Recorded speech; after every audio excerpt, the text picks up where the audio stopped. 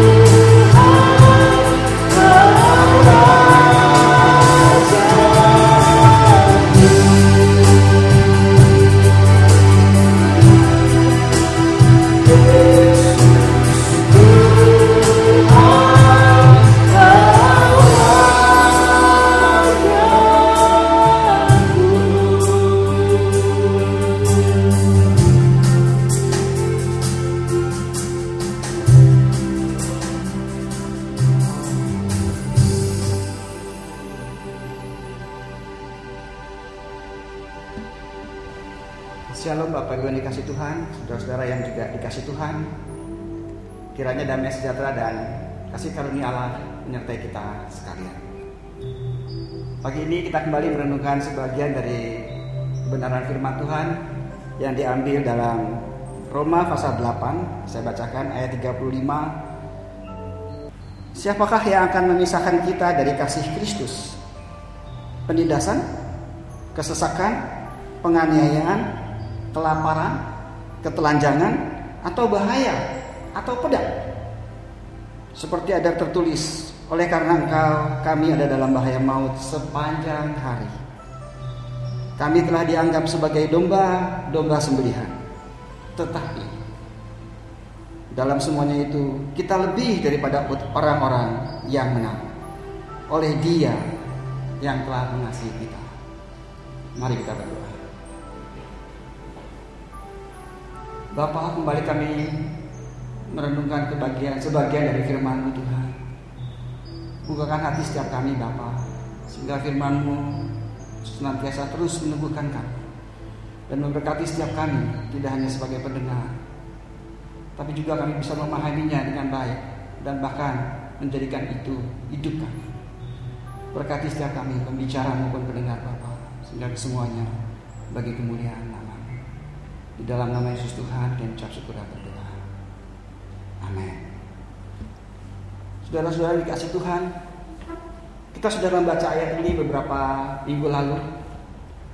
Pada minggu pertama kita bahas bahwa memang tidak ada kasih, tidak ada sesuatu pun yang bisa melepaskan kasih Kristus atas kita. Karena Kristus sudah menetapkan bahwa kita lebih dari pemenang. Ketetapan Kristus tidak bisa dibatalkan oleh apapun juga, bahkan segala jenis penderitaan, segala jenis kesesakan dalam hidup ini. Saudara dikasih Tuhan, pada minggu kedua kita juga sudah lihat bahwa kisah orang-orang yang benar yang mengalami aniaya sudah terjadi dari zaman-zaman dahulu. Sudah terjadi dari perjanjian lama. Bahkan seorang pelayan Tuhan, seorang ketua penyembah pada zaman Daud, dia pun mempertanyakan seolah-olah keadilan Tuhan kepada dia. Kenapa orang-orang yang justru menentang Allah hidup dalam pemberkatan, hidup dalam kemewahan, hidup dalam segala jenis berkat yang tidak dinikmati justru oleh orang-orang yang mengasihi Allah. Tapi dia baru menyadarinya ketika dia merenungkannya dan dia masuk ke dalam tempat kudus Allah. Memang problem of faith, penderitaan orang benar, sulit kita pahami dengan rasional biasa. Tetapi itu tidak hanya janji Allah bagi kita yang mengasihi Tuhan untuk mengalami hal yang sulit. Kita juga sudah mempelajari minggu lalu bahwasanya Tuhan juga memberikan pertolongan bagi setiap kita. Tuhan menjauhkan kita dari segala malapetaka. Tuhan menjauhkan kita dari segala bencana alam. Tuhan menjauhkan kita dari rancangan-rancangan tipu daya. Tuhan bahkan memberkati rumah tangga kita. Dan terlebih lagi, Tuhan juga berjanji untuk melepaskan kita dari segala kuasa kegelapan. Jadi saudaraku yang dikasih Tuhan, hidup di dunia ini memang penuh dengan kesulitan. Baik itu kita anak Tuhan ataupun bukan. Jadi suatu pertanyaan, kenapa anak Tuhan mengalami penderitaan, adalah sesuatu yang sebenarnya tidak perlu dipertanyakan. Bukan anak Tuhan pun mengalami hal yang sama. Kita juga lihat kan banyak orang-orang yang tidak mengasihi Tuhan, tapi orang itu orang baik, dia pun kadang mengalami kesulitan dan aniaya. Kita kadang mempertanyakan Tuhan ketika kita mengalami kesulitan, tapi kita tidak pernah mengingat Tuhan ketika kita di dalam kemakmuran. Tapi bagaimanapun juga, ini adalah sebuah problem yang harus kita hadapi.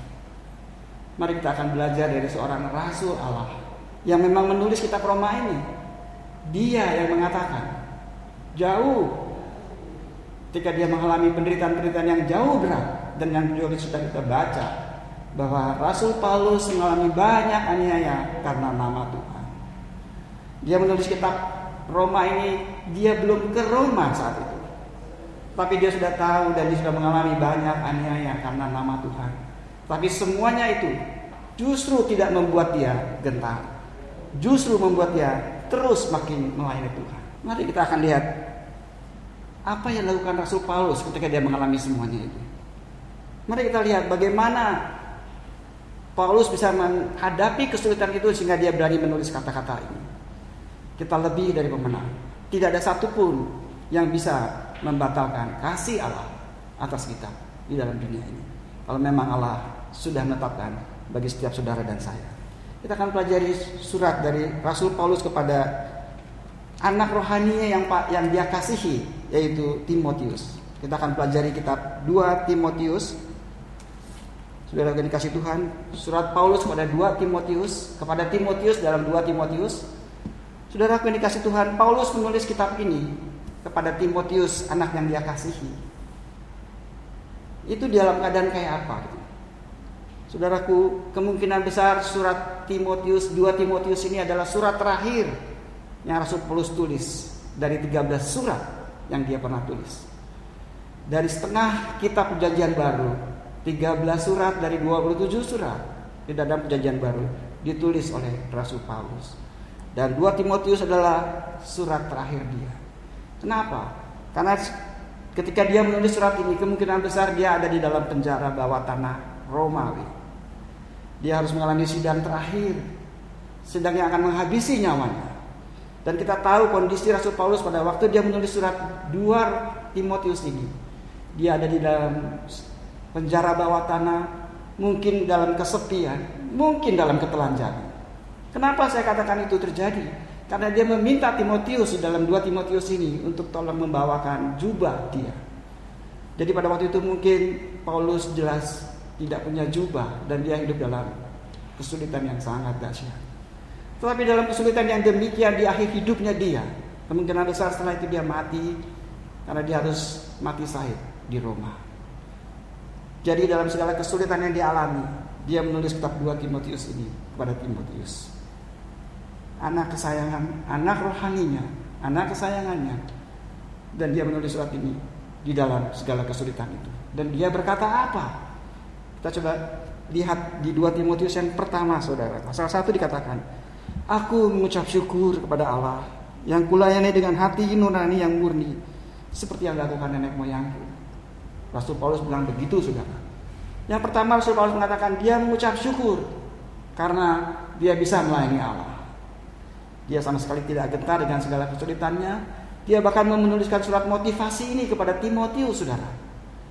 Dia ingat di ayat 5, sebab aku teringat akan imanmu yang tulus ikhlas, yaitu iman yang pertama-tama hidup di dalam nenekmu Lois dan di dalam ibumu Eunike.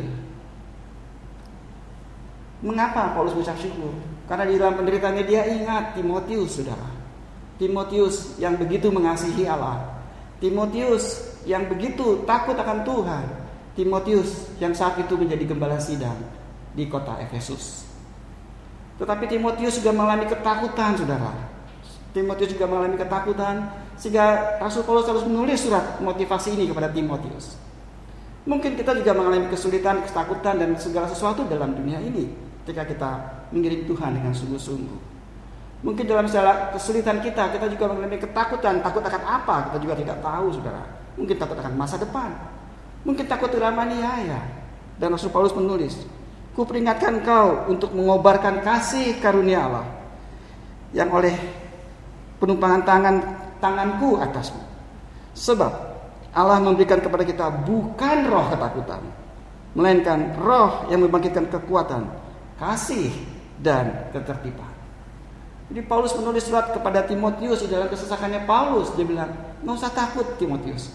Segala sesuatu itu Allah turut bekerja dan semuanya mendatangkan kebaikan. Sebagaimana kita juga pernah baca di Roma 8:28. Roh yang Allah beri, Roh Kudus yang Allah taruh dalam setiap kita, anak-anak Tuhan yang mengasihi Tuhan. Roh yang tidak pernah merasa takut dalam melayani Allah. Tidak pernah takut akan apa yang akan terjadi di depan. Roh yang tidak hanya memberikan keberanian, tapi roh yang membangkitkan keberanian. Saudara lihat bagaimana Rasul begitu kuat. Karena dia tahu pasti kepada siapa dia menyembah. Karena dia tahu pasti kepada siapa dia melayani. Jadi dia katakan kepada Timotius, roh yang Tuhan taruh di dalam dirimu adalah roh yang membangkitkan kekuatan, roh yang membangkitkan kasih, roh yang membangkitkan ketertiban. Kenapa 3 unsur ini yang Rasul Paulus tulis kepada Timotius? Karena Timotius memang mengalami ketakutan karena dia masih muda pada waktu itu, dan dia mengalami mendidik jemaat-jemaat yang secara finansial, secara intelektual jauh di atas Timotius. Kita tahu orang Efesus adalah orang Yunani. Dia adalah orang yang pandai-pandai, dan mungkin mereka menganggap rendah Timotius. Maka di dalam 1 Timotius, Paulus katakan, Timotius, jangan kau biarkan orang lain menganggap kau muda. Jadilah teladan. Di sini kembali Rasul Paulus mengingatkan kepada Timotius, roh yang ada di dalammu adalah roh yang membangkitkan kekuatan. Jadi rupanya saudara yang dikasih Tuhan, justru dalam tekananlah kekuatan kita itu makin kuat kalau memang kita adalah umat-umat pilihan Allah. Justru dalam segala kesulitan, kekuatan Allah nyata. Juga Rasul Paulus sering menulisnya begitu, di dalam kelemahanku aku melihat kasih karunia Allah yang melimpah-limpah. Jadi kenapa kesulitan tidak bisa memisahkan kasih Tuhan atas kita? Karena dalam kesulitan justru kita makin mengasihi Allah. Itu Paulus menulisnya begitu. Yang ketiga, Paulus katakan apa, saudara? Paulus katakan, jangan malu bersaksi tentang Tuhan. Janganlah malu karena aku seorang hukuman. Karena dia, melainkan ikutlah menderita bagi Injilnya oleh kekuatan Allah. Rasul Paulus mengatakan, nggak usah malu. Nggak usah malu kalau aku harus menderita. Nggak usah malu, kau punya guru, kau punya hamba Tuhan, kau punya mentor yang mengalami aniaya. Karena aku tidak apa-apa, kata Rasul Paulus bilang. Bahkan Rasul Paulus menulis di dalam Filipi 4:13, aku cakap menanggung segala perkara karena aku ada di dalam Dia. Jadi Paulus mengingatkan Timotius bahwasanya nggak usah malu. Nggak usah malu dalam melakukan segala sesuatu. Nggak usah malu karena aku menderita, karena aku dianiaya, karena aku dipenjara. Melainkan beritakanlah Injil itu. Apalagi malu karena Injil itu. Kita lihat ayat yang keempat. Dialah yang menyelamatkan kita dan memanggil kita dengan panggilan kudus. Bukan berdasarkan perbuatan baik, melainkan berdasarkan maksud dan kasih karunia-Nya sendiri yang telah dikaruniakan kepada kita dalam Kristus bahkan sebelum zaman. Ya, saudaraku yang dikasihi Tuhan, yang keempat Rasul Paulus katakan, nggak usah malu karena Allah memanggil saudara dan saya. Allah memanggil kita dengan panggilan kudus, panggilan yang sangat-sangat kudus, panggilan yang tidak bisa diberikan oleh dunia ini. Panggilan yang menjadikan kita dikuduskan Allah, yang sudah Allah tetapkan, bahkan sebelum dunia dijadikan, bahkan sebelum saudara ada. Itu kata Rasul Paulus mengingatkan kepada Timotius. Karena janji Allah tidak bisa dibatalkan oleh apapun juga.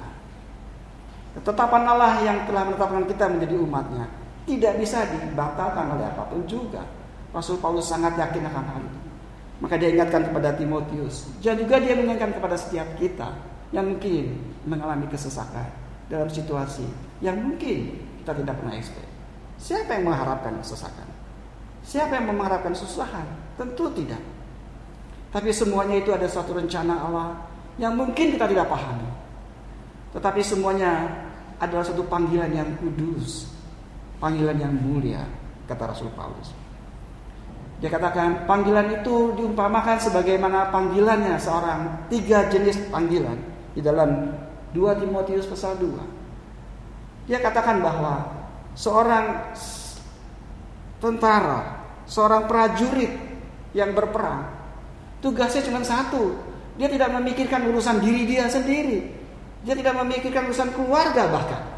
Yang dia pikirkan adalah bagaimana dia bisa memenangkan peperangan. Bagaimana dia bisa patuh kepada komandannya. Kata Rasul Paulus mengumpamakannya dalam 2 Timotius pasal 2. Seorang prajurit yang sedang berjuang tidak memusingkan dirinya dengan soal-soal penghidupannya, supaya jangan ia tidak berkenan kepada komandannya. Jadi kita adalah para pejuang Allah, pejuang yang hanya menyenangkan hati Tuhan. Persoalan hidup kita sudah dia jamin dalam banyak perkara. Bahkan di dalam Roma pasal 8 di atas yang kita tadi baca dikatakan dia sudah memberikan anak yang dia kasihinya. Apalagi yang dia tidak mau beri pada saudara dan saya di dunia ini. Saudara yang dikasihi Tuhan, Paulus juga mengatakan, seorang pejuang iman tidak hanya sebagai seorang prajurit yang hanya menyenangkan tuannya, yaitu komandannya, yaitu Yesus Tuhan bagi kita. Dia juga diumpamakan sebagai seorang olahragawan. Dia katakan, Rasul Paulus mengatakan, seorang olahraga hanya dapat memperoleh mahkota sebagai juara apabila ia bertanding menurut peraturan-peraturan olahraga, peraturan-peraturan pertandingan. Ya jelas kita sebagai anak Tuhan di dalam melayani Tuhan jelas harus ikuti aturan pertandingan, aturan permainan yang Tuhan sudah tetapkan bagi kita. Di mana aturan itu berada? Sebagaimana Rasul Paulus katakan tadi, kobarkanlah.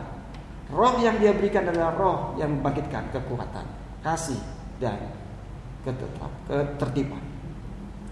Jemaat yang dikasih Tuhan, tidak hanya itu, tidak hanya sebagai seorang olahragawan, Paulus juga mengumpamakan kita sebagai seorang petani.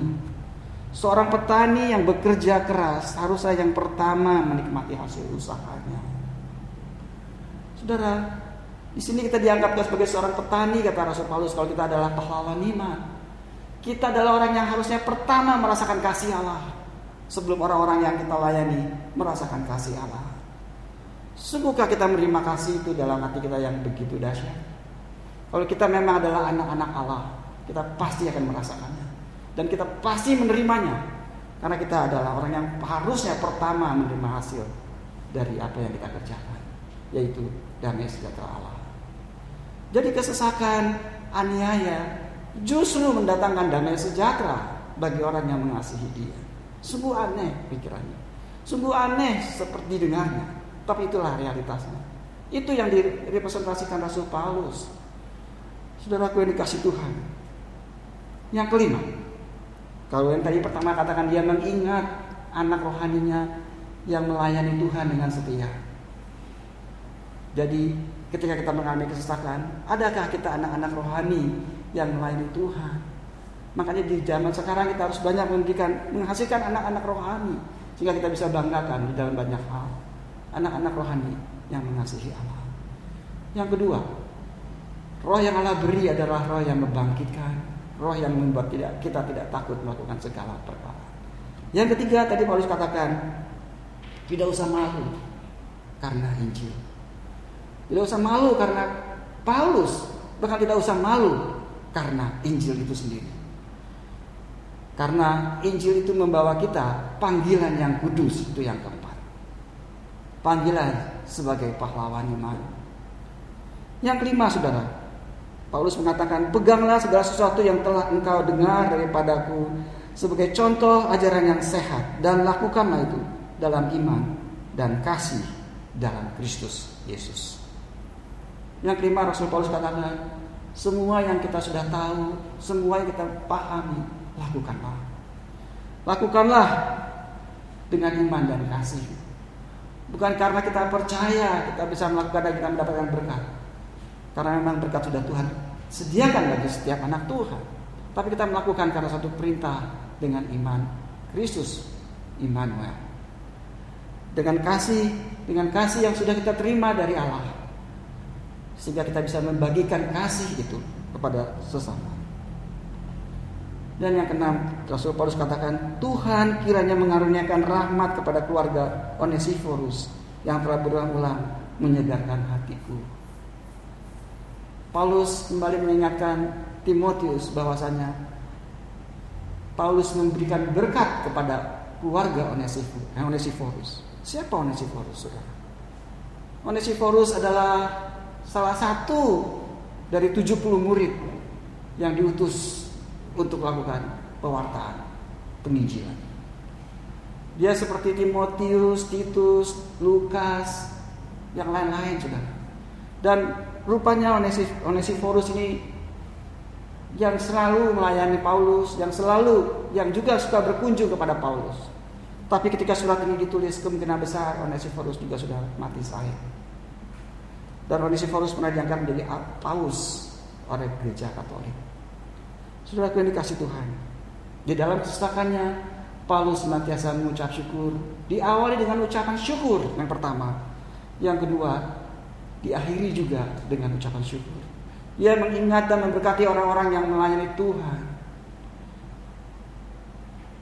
Sehingga Paulus mengucap syukur dan memohon berkat kepada keluarga Onesiforus yang ditinggalkan Onesiforus. Jemaat yang dikasih Tuhan, Paulus yang mengalami segala banyak kesulitan, dia bisa menasehati Timotius, membuktikan bahwa Paulus memang sudah menang, membuktikan dia adalah umat yang lebih dari pemenang. Bagaimana dengan kita? Kita banyak mendengar kisah-kisah yang seperti ini sebenarnya, saudaraku yang dikasih Tuhan. Belum lama saya mendengar suatu kisah gimana seorang pasangan suami istri, baru saja dia menikah, seminggu kemudian sang suami terdeteksi kanker hidung. Dan selama mengalami kemoterapi, dokter mengatakan dia tidak akan lama lagi, karena kanker yang dia derita adalah kanker ganas. Sang istri ketika tahu begitu, bukannya malah melarikan, malah dia mengcarry suaminya. Istri malah takut suaminya akan meninggalkan Tuhan karena penderitaan yang dia alami. Pasangan muda, saudara, baru menikah 1 minggu, terdeteksi kanker. Tapi syukur karena 2 anak Tuhan ini memang mengasihi Allah. Si suami tidak mengeluh. Si suami tetap berkata, dia tidak layak Tuhan di dalam segala kesakitan. Dan setelah dokter memvonis dia 3 bulan lagi umurnya, si sang suami pun tidak jerah-jerah. Bahkan dia pun tetap mengasihi Tuhan. Dia tetap melakukan penginjilan kepada orang-orang yang masih sempat dia ketemui. Saudara yang dikasih Tuhan, sampai akhirnya dia habis mukanya, rusak mukanya, karena kansernya sudah menjalar ke otak dan kemana-mana. Tidak hanya hidungnya yang rusak, seluruh wajahnya hancur. Sang istri hanya bisa berdoa dan menyanyi puji-pujian yang dinyanyikan suaminya. Dan kita tahu akhir kisahnya. Dari kisah penderitaan si sang suami ini, si sang suami bisa menyelamatkan seluruh isi keluarganya. Mungkin dia berteriak, Tuhan, di mana Engkau? Kesaksian ini nyata dan ini difilmkan dengan judul Love is never fail. Saudara yang dikasih Tuhan, itu kisah dia, itu kisah Paulus. Bagaimana kisah saudara dan saya? Bagaimana kisah kita? Kalau kita harus mengalami hal yang sedemikian, bisakah kita mengatakan seperti Paulus katakan? Diawali dengan ucapan syukur dan berkat, ditutup dengan ucapan syukur dan berkat bagi orang, dan memberi motivasi orang lain juga untuk melayani lebih giat lagi, dan memotivasi orang justru lebih mengasihi Allah. Jadilah seorang petani sebagaimana yang dilakukan Rasul Paulus, yang pertama yang menikmati kasih Allah sebelum saudara melayani segala sesuatu. Sehingga pada akhirnya Paulus bisa berkata di dalam 2 Timotius yang nanti akan kita juga bahas dalam minggu depan, saudaraku yang dikasih Tuhan, aku sudah menyelesaikan pertandingan dan mencapai garis akhir dengan baik. Amin. Mari kita berdoa. Bapa, dalam kemurahan dan belas pengasihan-Mu yang memang tidak pernah berhenti dalam kami, kasih yang tidak pernah habis, kasih yang senantiasa memberkati kami. Kami bersyukur Tuhan kalau saat ini kami tidak mengalami sesuatu yang tidak nyaman. Bapa, ingatkan kami untuk saudara kami juga yang lainnya mengalami hal yang sama. Kasih karunia-Mu atas mereka, sehingga pun mereka bisa berkata, aku umat yang lebih dari pemenang. Karena aku memang sudah ditetapkan Allah sebagai umat yang terjadi atas mereka Bapa di dalam nama Yesus Tuhan. Bagi kami yang mengalami baik-baik saja, ajar kami senantiasa Tuhan untuk hidup tetap dalam Engkau, untuk tetap hidup menikmati kasih-Mu, sehingga kami makin giat melayani dalam segala situasi dan kondisi. Bapa, terima kasih untuk kasih karunia-Mu yang tidak pernah habis itu atas kami. Terima kasih untuk surat Paulus atas Timotius ini, sehingga meneguhkan setiap kami Tuhan, bahwa kami umat yang menang. Kalau boleh Bapa, kami tidak mengalami hal yang sangat sulit. Terjadilah kami atas kami Mazmur 91 yang pernah kami bahas, Bapak. Tapi ada kata itu harus terjadi dalam kami. Kami tahu roh itu yang akan menguatkan kami. Roh itu yang akan terus meneguhkan kami. Dan roh itu yang terus memberkati kami. Dan memberikan pendamping bagi setiap kami yang setia melayani Engkau. Ajar kami Tuhan untuk makin giat melayani dalam segala situasi dan kondisi yang ada. Jemaat yang dikasih Tuhan, sebelum kita akhiri renungan firman Tuhan, kita akan berdoa berkat bagi Engkau. Bapa, hamba berdoa bagi seluruh jemaat yang Kau kasihi. Kasih karunia-Mu menyertai mereka Tuhan. Damai sejahtera dan pertolongan dari Tuhan melalui renungan firman yang ditulis dalam 2 Timotius 3 ayat 16. Biar ilham yang dari roh yang tertulis terus menyatakan kesalahan-kesalahan kami. Terus memperbaharui hidup kami Tuhan. Terus mempendidik kami dan memperlengkapi kami boleh menjadi anak Tuhan yang sungguh melakukan banyak perbuatan baik. Terjadilah Bapa di dalam nama Yesus Tuhan. Saudara, pulanglah dalam damai sejahtera Allah dan terimalah berkat Allah. Di dalam nama Yesus kami ucap syukur dan berdoa. Amin. Yesus memberkati.